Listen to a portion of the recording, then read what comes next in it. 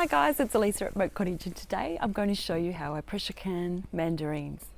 If there's a specific section that you want to see, then you can skip ahead because I've put chapters in for you, so it's easier to get to where you need to go.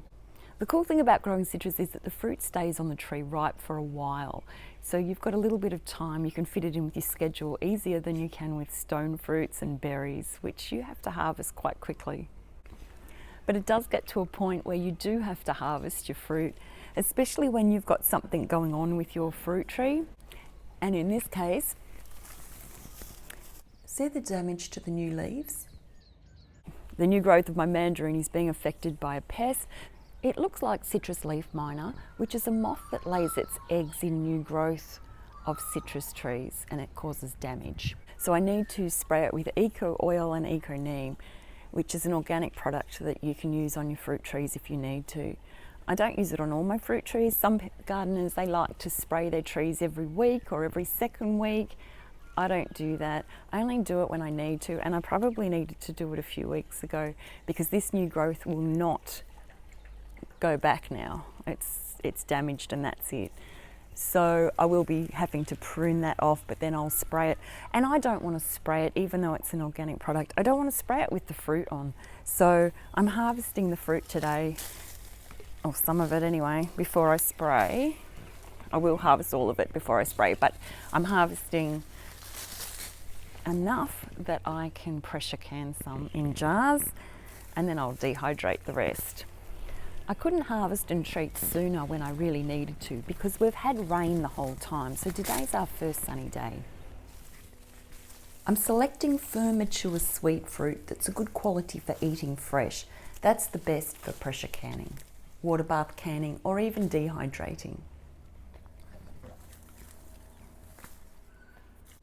I have the canner on the stovetop set up for pressure canning. It's got the right amount of water that I need with some vinegar in there, and I've got all my bits and pieces ready to go. I just need to prepare the fruit, which takes a fair amount of time to prepare the mandarins. You can waterbath can or pressure can mandarins. Today I'm going to be pressure canning mandarins, but whatever you choose to do what's right for you, what you find easiest, what equipment you have, it's all fine. The reason I am pressure canning is because you can double stack your canner, so you're getting twice as many jars done at once, and it's just easier. You have less water in your canner, so you're not having to lug around a heavy canner at the end of canning, and I just find it easier. So that's what I'm doing. But whatever you're doing, the setup to put into the jars is the same. When you're canning, there's a lot of stuff you need to get organised before you start, and I do have more in-depth videos on how to do that, so if you want to learn how to do that, then check out my how to preserve meat video, or even my preserving pumpkin video. If you're waterbath canning, you do need sterilised jars.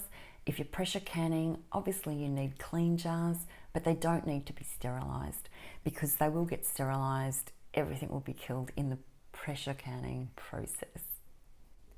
You can hot pack or raw pack mandarins into pint jars or quart jars. I'm raw packing into pint jars today.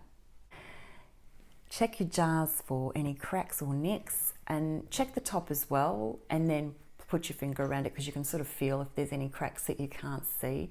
But I always look first, because if you don't and you do have a nick out of your jar, then you will cut your finger. So just be careful. If it's got an obvious crack or nick out of it, don't rub your finger around it.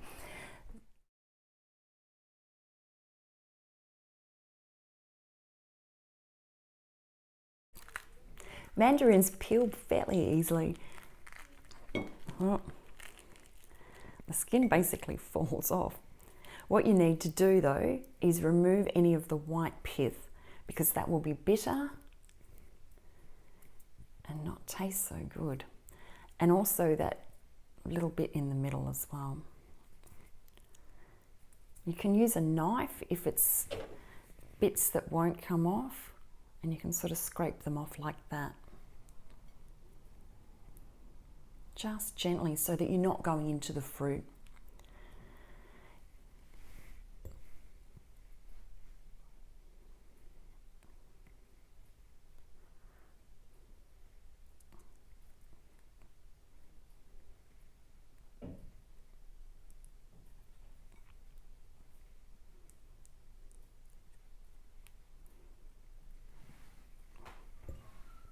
You can leave the mandarin in halves or quarters, but whatever you do, just make sure it's uniform throughout the whole jar.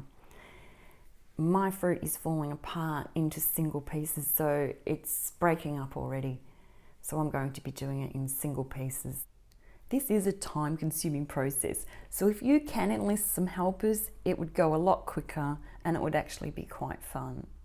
To remove any seeds, place a hole in the mandarin fruit and gently flick it out. It is time-consuming to go from this to this, but it is worth it. To make the light syrup, I'm going to add 2 1/4 cups of sugar,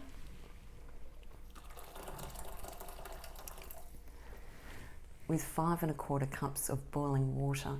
Now, not all the water is going to fit in that saucepan, so the rest of the water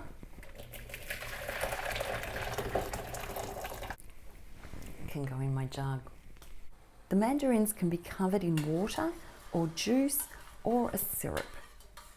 Dissolve the sugar into the water if you're making a syrup and add it to the rest of the hot water. You can make different strengths of syrup too, depending on how much sugar you add into it. It's up to you. And that's the syrup made.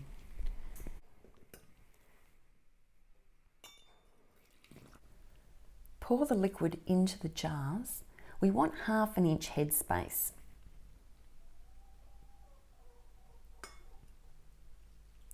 I feel like I make more mess when I'm filming. I don't know why. That's why I have tea towels underneath anyway.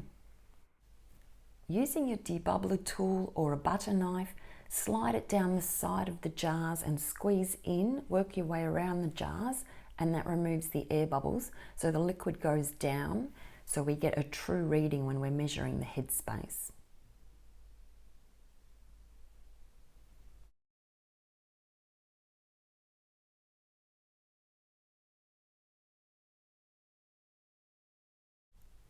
Push the fruit down so we're measuring the liquid on top.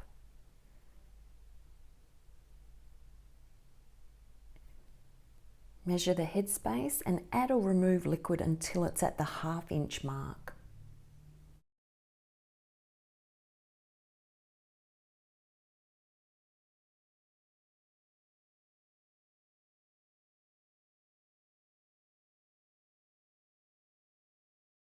Using a clean tea towel or a clean cloth, dip it into some white vinegar and wipe the rims of the jars as well as the threads to get any of that sticky food residue off the jar. That way we get a nice seal with our lids.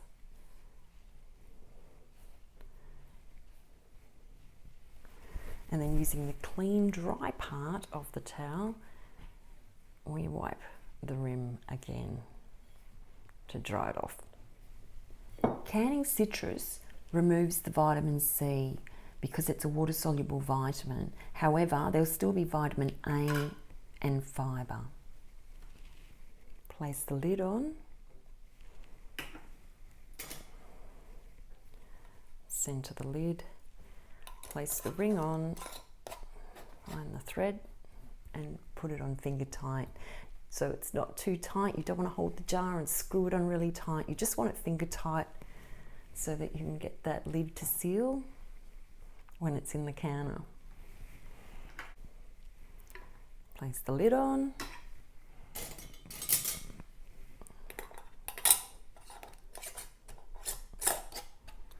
Place the ring on, finger tight. These 2 jars are ready to go in the pressure canner. And then I'll get the rest done. If you're able to grow citrus where you live, then this will ensure that you have plenty of vitamin C throughout the cooler months.